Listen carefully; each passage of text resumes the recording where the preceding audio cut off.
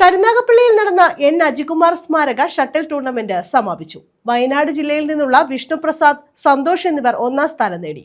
കൊല്ലത്ത് നിന്നുള്ള ഫൈസൽ, സൗരവ് എന്നിവരാണ് രണ്ടാം സ്ഥാനത്തെത്തിയത്.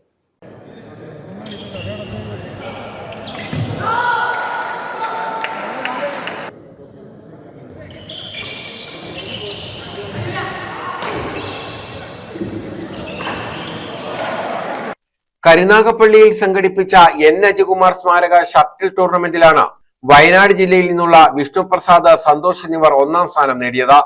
കൊല്ലം ജില്ലയിൽ നിന്നുള്ള ഫൈസൽ, സൗരവ് എന്നിവർ രണ്ടാം സ്ഥാനം നേടി. കരുനാഗപ്പള്ളിയിൽ നിന്നുള്ള അമൻ നിസാർ, മേഘനാഥൻ എന്നിവരും തൃശൂരിൽ നിന്നുള്ള ജോസഫ് ദിൽരാജ്, വിഷ്ണുനാഥ് എന്നിവർ മൂന്നാം സ്ഥാനം പങ്കിട്ടു. കൊല്ലം ജില്ലാ പഞ്ചായത്ത് അംഗം നജീബ് മണ്ണിൽ ട്രോഫികൾ വിതരണം ചെയ്തു. Reji photo park Sajeev Mambra, Nisar, national school of badminton director Nasar, cinema serial സംവിധായകൻ ഹാരിസൺ, പ്രസന്നൻ തുടങ്ങിയവർ പങ്കെടുത്തു. കരുനാഗപ്പള്ളി TA റസാഖ് ഫൗണ്ടേഷനാണ് ഷട്ടിൽ ടൂർണമെന്റ് സംഘടിപ്പിച്ചത്. News bureau, Karunagappally.